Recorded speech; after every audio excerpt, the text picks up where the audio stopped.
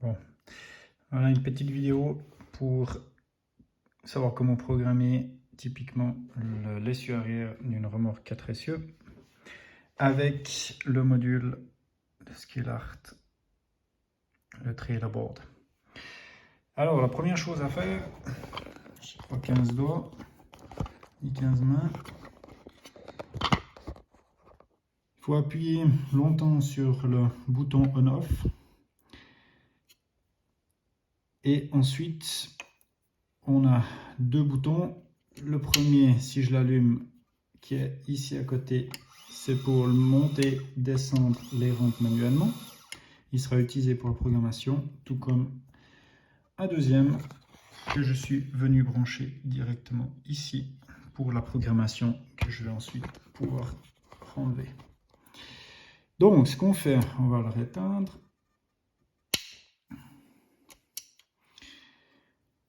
Bien regarder que le fil brun soit en haut. Ce qu'il faut faire, c'est que pour rentrer dans le mode de programmation, il va falloir maintenir longtemps le bouton on-off en haut. En même temps, avec les deux autres doigts, appuyer une fois sur le taster 1 et le taster 2.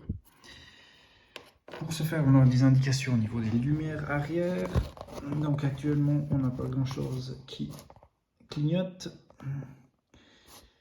Mais quand maintenant je vais activer le on-off, donc là j'ai les lumières de parc, de feu, de frein qui s'allument, et en même temps maintenant je vais appuyer sur le taster 1 et 2 en même temps vers le haut pour rentrer dans les modes de programmation. Alors on entend le jack qui se fait au niveau des essieux, hein. Je relâche le on-off et je suis maintenant dans le mode de programmation pour les essieux, pour l'essieu arrière. Donc, maintenant, on va ajuster la position du milieu avec le taster qui se trouve ici. Donc, voilà, jusqu'à ce qu'on ait les deux qui soient les deux feux arrière qui clignotent. Ça veut dire qu'on a une position centrale au niveau du timon. Maintenant, pour programmer le débattement à gauche et à droite, il faut tourner le timon. Là, je le tourne sur la gauche. J'ai le phare uniquement à gauche qui va clignoter. Et maintenant, avec le bouton qui est ici, je vais pouvoir ajuster le débattement que je veux. Bien sûr, je veux le débattement maximum. Je peux ensuite remettre le timon à la place et la roue revient en place. Je fais la même chose maintenant pour de l'autre côté. Je mets le timon à droite, j'ai le clignoteur droit qui clignote. Avec le switch numéro 2, j'ajuste ensuite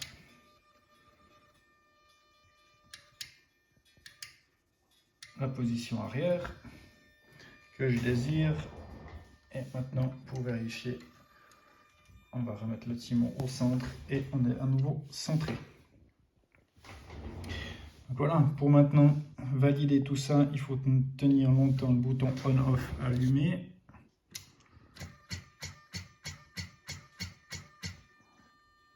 Voilà. Et normalement, si on éteint tout maintenant,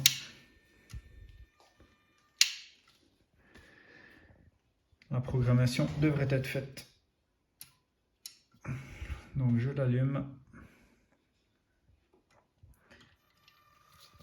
Et maintenant, on a le débattement que l'on a mis en place avant. Voilà. Avant, on n'avait quasiment pas de débattement. Et puis maintenant, on a un débattement qui est vraiment conséquent à droite et à gauche.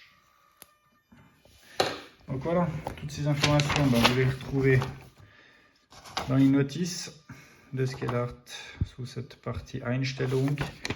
On a une partie A qui vous permet de rentrer dans le mode de programmation. Donc comme je vous ai dit, en premier, on tient le switch on-off allumé. Ensuite, on rentre dans un de ces modes. Donc on voit switch 1 et 2 pour rentrer dans la partie servo steering, donc direction arrière. Switch 1 et 2 au-dessus. Et puis pour rentrer dans les autres modes, bah, c'est le switch 1 ou tenir vers le haut, switch 2 en bas. Hein, tout en sachant que le haut c'est le câble brun et le bas c'est le câble orange. Voilà, donc ça permet en fonction de ce que l'on tient sur les différents switches, le switch 1 et le switch 2, on arrive à rentrer dans l'un de ces 4 modes et ensuite on peut programmer ce que l'on veut, le link servo arrière. On a le servo, je pense que c'est pour une remorque trailer servo, mais c'est les pieds peut-être. Au niveau hydraulique, pour ceux qui ont une pompe encore hydraulique, avec les rampes hydrauliques. Donc voilà.